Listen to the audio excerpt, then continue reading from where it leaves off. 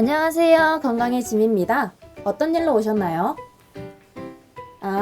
오늘 과민성 대장 증후군 때문에 예약한 손님이시군요. 그럼 바로 상담실로 이동하겠습니다. 그럼 회원님께서 상담 문의 주신 부분부터 볼게요. 최근 식사가 끝난 후에 속이 불편한 적이 많으셨다고요? 일상생활을 하다 배에서 소리가 나고 복부 팽만감이 느껴지며 설사를 자주 하시는군요.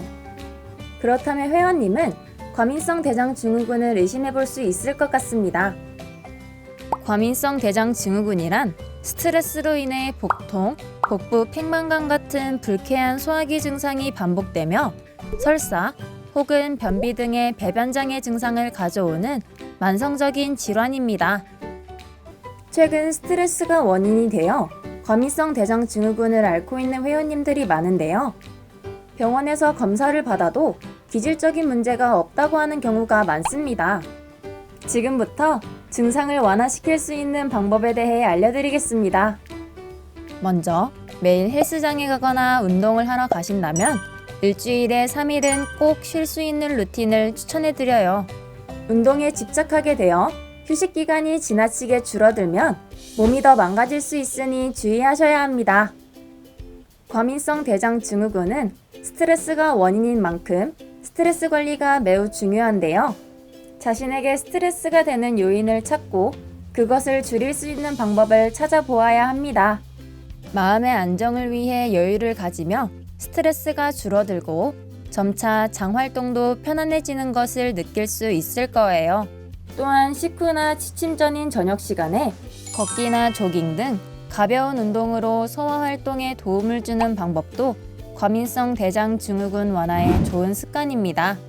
스트레스가 주된 원인이지만 안 좋은 식습관도 증상을 더 악화시키는 요인이 될 수 있어요. 다음으로는 과민성 대장 증후군 관리에 도움을 주는 식습관에 대해 알려드리겠습니다. 과민성 대장 증후군 예방을 위해 로우 포드맵 식사를 생활화하시는 것을 추천드려요. 로우 포드맵 식사란 발효당, 올리고당, 이당류, 단당류, 그리고 당 알코올을 적게 섭취하는 식사를 말하는데요. 이 성분들의 일부는 장내에서 흡수되지 않은 채로 대장까지 가게 되어 유해균들의 에너지원이 됩니다. 이로 인해 장이 불편하고 배변 활동에 부담을 주기 때문에 해당 성분을 적게 섭취하시는 것이 좋습니다. 유해균들의 에너지원을 줄이는 로우 포드맵 식사를 통해 과민성 대장 증후군을 예방할 수 있죠. 회원님 같은 경우에는 곡물, 유제품, 과일, 채소 등으로 음식들을 카테고리별로 나누어 식단 구성 시 신경을 써주셔야 해요.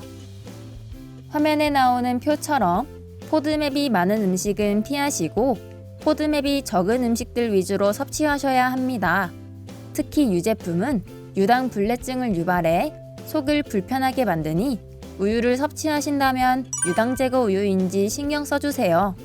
또한 장내 유익균들의 에너지원이 되는 식이섬유들은 과일에 많이 들어있으니 로우 포드맵에 적합한 과일들을 챙겨 드시면 과민성 대장 증후군 해결에 도움이 됩니다. 하지만 매 끼니 엄선된 음식들만 먹을 수는 없으니 라면, 햄버거, 기름진 고기 등의 음식은 주 1, 2회로 섭취 횟수를 줄이는 것도 좋은 방법입니다.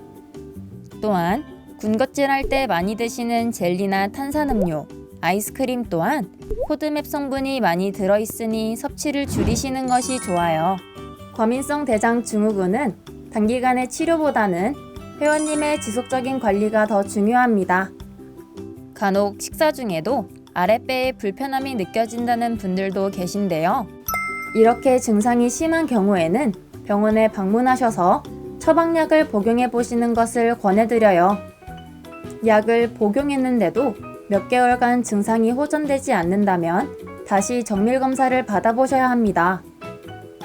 단순히 과민성 대장 증후군의 증상이 심해진 것이 아니라 다른 합병증으로 인한 증상일 수도 있기 때문이에요. 오늘 상담은 여기까지입니다. 회원님, 오늘 상담은 도움이 되셨나요? 말씀드린 내용 꾸준히 실천하셔서 과민성 대장 증후군 고민 해결에 도움이 되시기를 바랍니다. 그럼 조심히 들어가세요.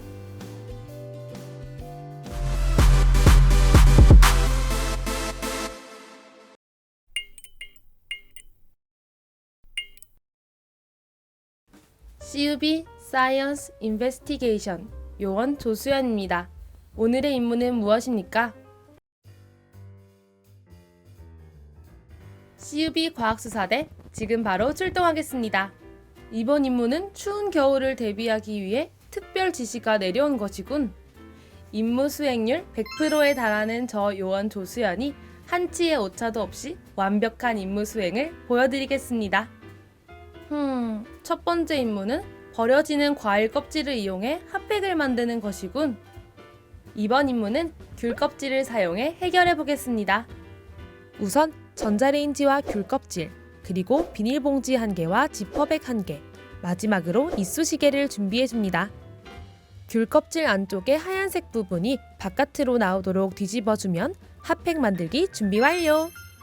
먼저 아까 준비해둔 귤 껍질을 비닐봉지에 넣어주세요.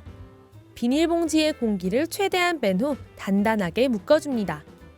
그 다음 가열 시 비닐봉지가 터지는 것을 방지하기 위해 앞뒤로 7개 정도의 구멍을 뚫어주세요. 마지막으로 전자레인지에 넣고 1분간 돌려주면 됩니다.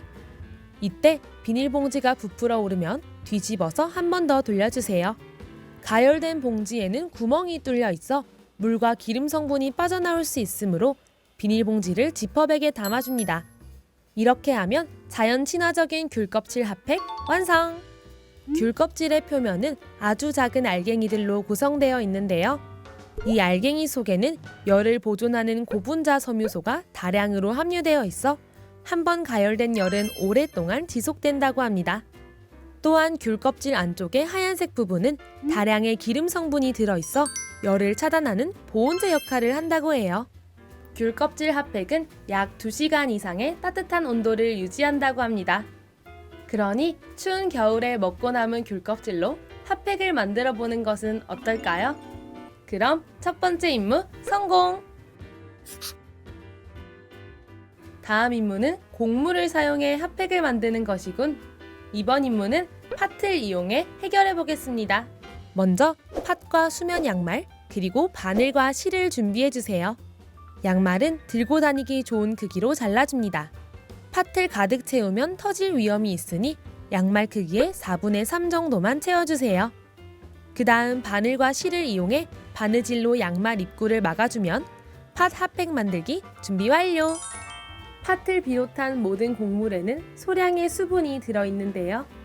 곡물을 전자레인지에 넣고 돌리면 수분이 기화되어 열을 머금게 됩니다. 그렇기 때문에 곡물을 이용하여 핫팩처럼 사용할 수 있다고 하는데요.